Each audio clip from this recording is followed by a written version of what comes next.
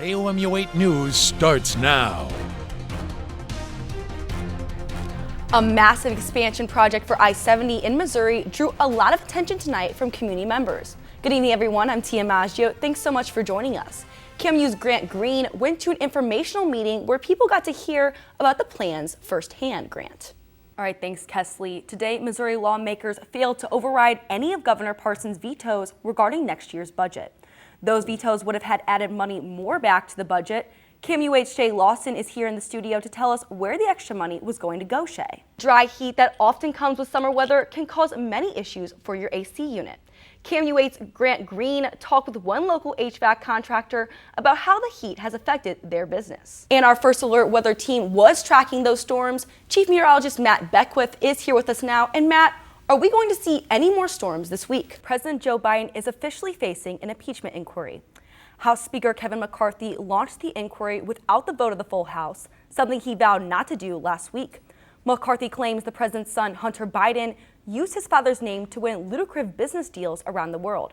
Democrats say the claims have no basis. Friends and families of those incarcerated will have to stop sending certain reading materials to Missouri correctional facilities. The Department of Corrections says this restriction is due to concerns over contraband entering facilities. Well, staying cool in this recent heat isn't just on the minds of those outside. Good evening, everyone. I'm Tia Maggio. Thank you so much for joining us tonight. KOMU8's Leah Rainwater joins us in studio to tell us what the Missouri State climatologist has to say about recent climate trends and their impact on our current temperatures. Leah, here's what's happening right now. A 6.2 magnitude earthquake has hit in Chile. The Chilean government has not reported any damages or injuries. We will continue to follow this story as we get more information. People seeking abortions in U.S. states with restrictions may soon have another option. Columbia's bus service, utility workers, and the police department are all experiencing staff shortages.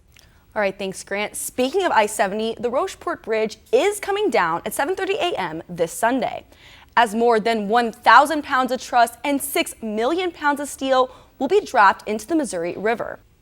Welcome back. As COVID numbers appear to be coming back and flu season approaches, schools are preparing for how to keep kids healthy. All right, thanks, Matt. Here's what's happening right now. 8 leading GOP candidates are currently taking part in the first debate of the 2024 election cycle.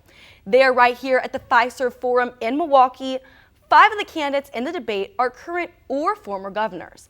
That list includes Doug Burgum, Chris Christie, Ron DeSantis, Nikki Haley, and Asa Hutchinson.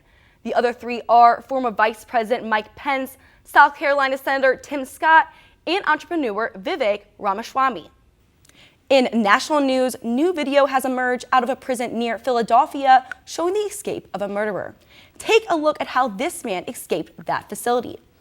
Danilo Cavalcante managed to crab walk by wedging himself in between 2 walls and climbing up.